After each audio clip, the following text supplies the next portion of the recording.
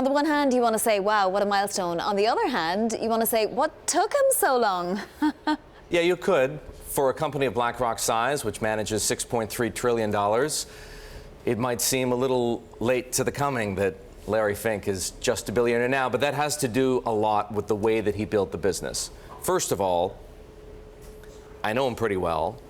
I think I can relatively confidently say he wasn't in it for the money. Mm-hmm. Now, of course, he was in it for some money. He's a Wall Street guy. He came out of Credit Suisse, First Boston back in the day.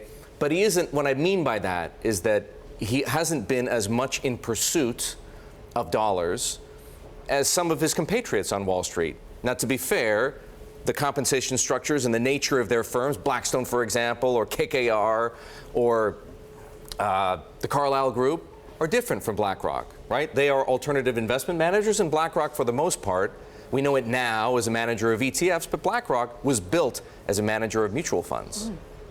Given that we have seen traders devoting less cash to their ETFs, so they have done pretty well in their first quarter results.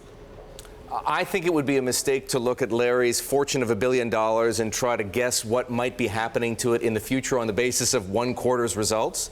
The reality is that BlackRock is a growth machine. If you look at its stock performance since it went public in 1999, it's up 3,800%. Sounds like a lot. Where do you think Amazon is? Oh, wouldn't even try and guess. Higher? Mm-hmm. Wrong. No, really? Isn't that fascinating? That is fascinating. Amazon, over the same period of time, is up 1,900%.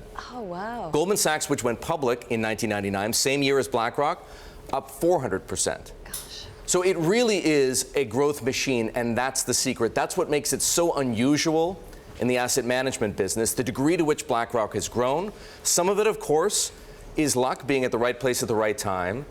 But a lot of it is strategic. If you think about the transformative deal that BlackRock did in 2009 to buy Barclays Global Investors and get that ETF business, some of it was luck, but most of it had to do with the fact that BlackRock knew, Larry knew that was a hole in their portfolio, and they wanted to find an ETF manager. There just wasn't anything available until, of course, Barclays got into trouble, and it became available. And so it owns something like, you know, a portion, or quite a large portion of almost every public company in the United States, right? For the world, for that matter. Of the world. So you have to ask, has this fortune come a little bit at the expense of market dynamics?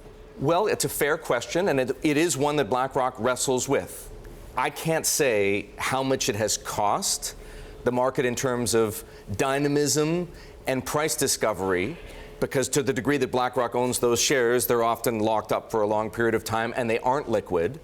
But at the same time, it has brought stable ownership to a lot of companies, which is what most CEOs and boards will tell you they want, long-term investors. And Larry, as we know, has been preaching the virtues of long-termism for more than just one or two chairman's letters to shareholders.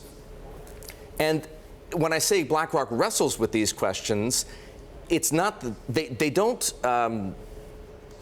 ignore them. Yeah. They have a governance team that scrutinizes proxy filings for hundreds of companies to try and determine whether BlackRock does need to take an active position in its shareholdings.